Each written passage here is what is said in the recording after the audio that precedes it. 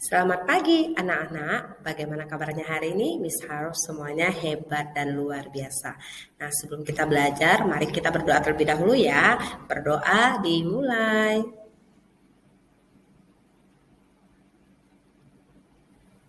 Berdoa selesai. Nah, anak-anak sebelum kita belajar, yuk biar semangat belajar hari ini, kita belajar yel-yel pelangi kasih dulu. Nanti kalau Miss bilang pelangi kasih, anak-anak bilang cerdas, terampil, berkarakter, penuh kasih. Bisa ya? Oke. Pelangi kasih, cerdas, terampil, berkarakter, penuh kasih. Nah, anak-anak masih ingat tentang karakter ketertiban yang sudah kita pelajari dalam minggu ini? Ya, kita ikuti sama-sama lagi ya. Ketertiban adalah mengatur diri sendiri dan lingkungan sekitar untuk meningkatkan efisiensi. Ada 5 ailnya. Yang pertama yaitu saya akan membereskan sampah-sampahku sendiri. Yang kedua, menjaga area belajar dan bermainku tetap bersih dan rapi. Yang ketiga, mengembalikan barang ke tempatnya semula. Yang keempat, menggunakan barang sesuai dengan kegunaannya. Yang kelima, mengembalikan barang hilang kepada pemiliknya. Nah, tugas anak-anak minggu ini adalah mengirimkan video. Kalian mempraktekkan 5 I will ini ya. Nah, hari Jumat nanti kirimkan ke Miss ya. Masih ada waktu selama 1 minggu ini, oke? Nah, minggu ini kita akan belajar tentang ekosistem. Nah, tujuan dari pembelajaran ini adalah anak-anak dapat mengidentifikasi komponen ekosistem. Yang kedua, dapat mengidentifikasi hubungan antar makhluk hidup dalam ekosistem. Yang ketiga, dapat mengklasifikasi dampak dari kegiatan manusia terhadap keseimbangan ekosistem. Nah, adapun materi yang kita pelajari yaitu tentang komponen ekosistem, hubungan antar makhluk hidup dalam ekosistem, dampak kegiatan manusia terhadap keseimbangan ekosistem. Nah, komponen ekosistem, penyusun ekosistem itu ada 2. Yang pertama, biotik atau yang disebut dengan makhluk hidup. Yang kedua, abiotik atau yang disebut dengan benda mati. Apa itu ekosistem? Nah, ekosistem adalah suatu sistem ekologi yang terbentuk karena adanya hubungan timbal balik yang tak terpisahkan antara makhluk hidup dengan lingkungan fisik di sekitarnya. Nah, organisme anggota komponen biotik dibedakan menjadi 4. Yang pertama, produsen. Yang kedua, konsumen. Yang ketiga, penghancur atau detritor. Yang keempat, dekomposer atau yang disebut dengan pengurai. Komponen antibiotik antara lain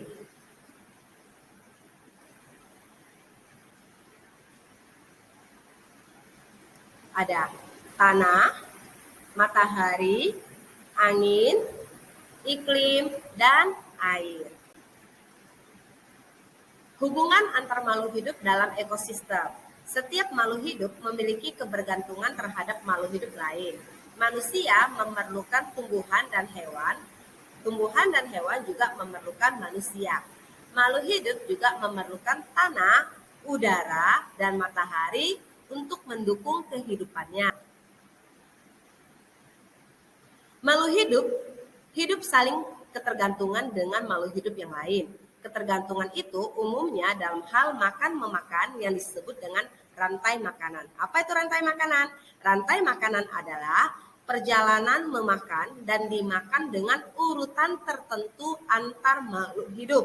Nah, perhatikan gambar ini ya. Oke, lihat yang ini tumbuhan sebagai produsen. Yang kedua, ini ada gambar tikus. Tikus ini sebagai konsumen pertama. Selanjutnya ular sebagai konsumen kedua. Selanjutnya ada elang ini sebagai konsumen ketiga. Dan yang terakhir jamur sebagai pengurai. Selain kebergantungan makhluk hidup melalui rantai makanan, banyak makhluk hidup lain yang berhubungan dengan cara yang khusus. Nah, cara khusus itu dinamakan dengan simbiosis. Apa itu simbiosis? Simbiosis adalah hubungan 2 makhluk yang berbeda dan sangat erat kaitannya.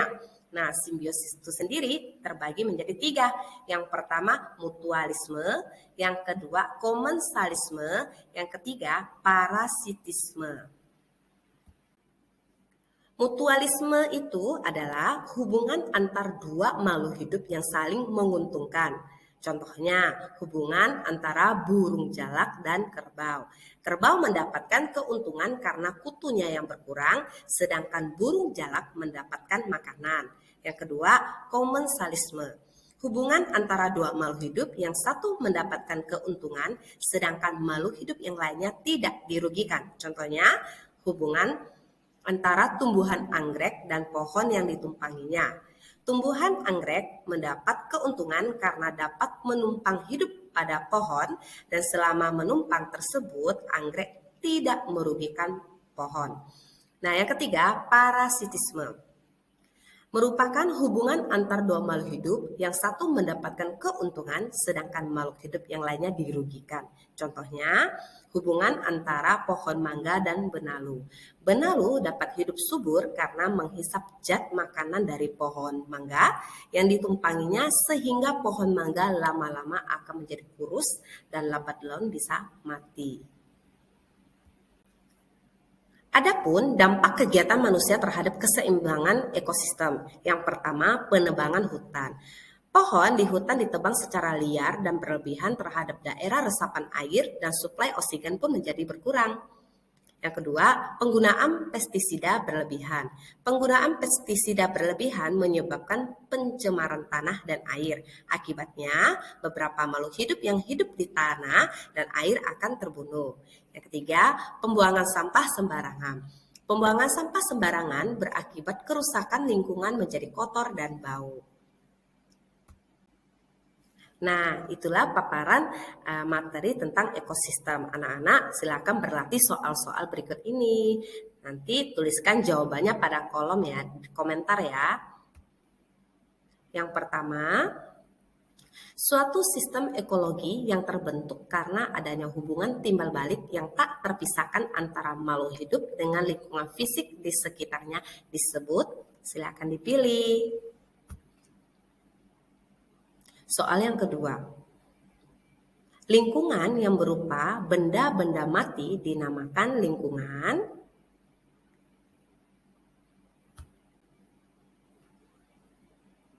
Soal yang ketiga, jika dalam ekosistem sawah jumlah ular bertambah banyak, maka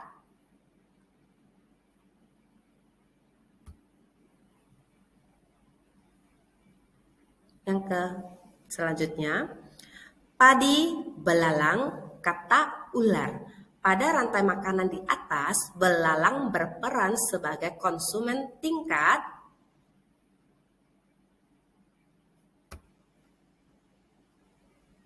Selanjutnya, perhatikan gambar berikut ini.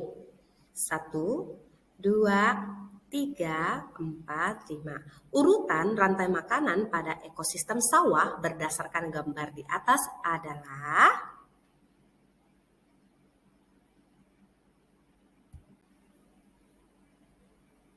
selanjutnya, simbiosis yang terjadi antara makhluk hidup seperti kupu-kupu dan bunga adalah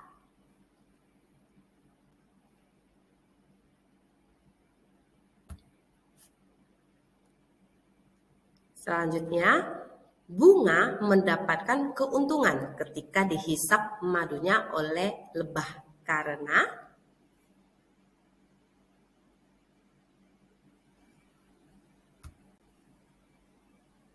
yang terakhir, perhatikan pernyataan berikut ini. Letusan Gunung Merapi, penebangan liar, perburuan hewan hutan, tanah longsor, banjir, jual beli hewan langka.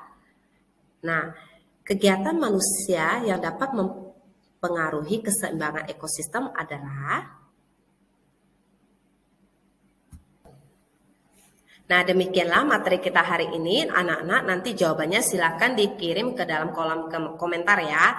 Kemudian videonya jangan lupa dibuat video pembelajaran karakternya tentang mempraktekkan 5 I will dalam karakter ketertiban. Miss tunggu videonya sampai hari Jumat ya. Untuk yang ini nanti kirim jawabannya lewat kolom komentar. Oke, sekian materi kita hari ini. Sampai jumpa lagi besok. Bye, Tuhan Yesus memberkati.